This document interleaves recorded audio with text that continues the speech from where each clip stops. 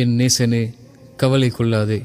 வழி தவறியவன் நேர்வழி தேடி அழைக்கும் அழைப்பிற்கு பதில் கொடுக்கும் இறைவன் உன்னோடு இருக்கும்போது கவலை கொள்ளாதே. சிரமங்களால் நகர இயலாதவன் சிரமம் நீங்க அழைக்கும் அழைப்பிற்கு பதில் கொடுக்கும் இறைவன் உன்னோடு இருக்கும்போது கவலை கொள்ளாதே. தேவைகளுக்காக கரமிந்தி துடிக்கும் ஒவ்வொரு மானுடனும் தன்னை அறியாமல் தன் தேவைகள் நீங்க அழைக்கும் அழைப்பிற்கு பதில் கொடுக்கும் இறைவன் உன்னோடு இருக்கும்போது கவலை கொள்ளாதே.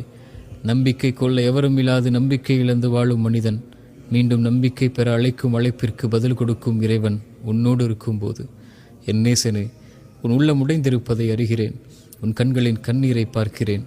உன் தனிமை உன்னை வாட்டுவதை உணர்கிறேன். வழி பிறக்காதா என்று தவிக்கும் தவிப்பை அறிகின்றேன்.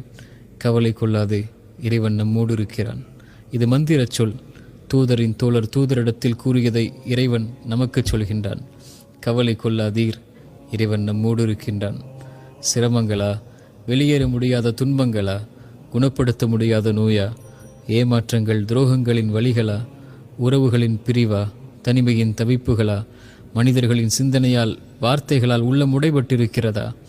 ஒரு முறை மீண்டும் இறந்த உள்ளத்தில் உயிர் பிறக்க உன் நெற்றியை அந்த இறைவனுக்கு முன்னால் பணிய வைத்து இந்த வார்த்தையை உங்கள் உயிருக்கு, உங்கள் உள்ளத்திற்கு கூறிப்பார். கவலை கொள்ளாதீர் என் உயிரே, உன்னை படைத்த இறைவன் உன்னோடு தான் இருக்கின்றான்.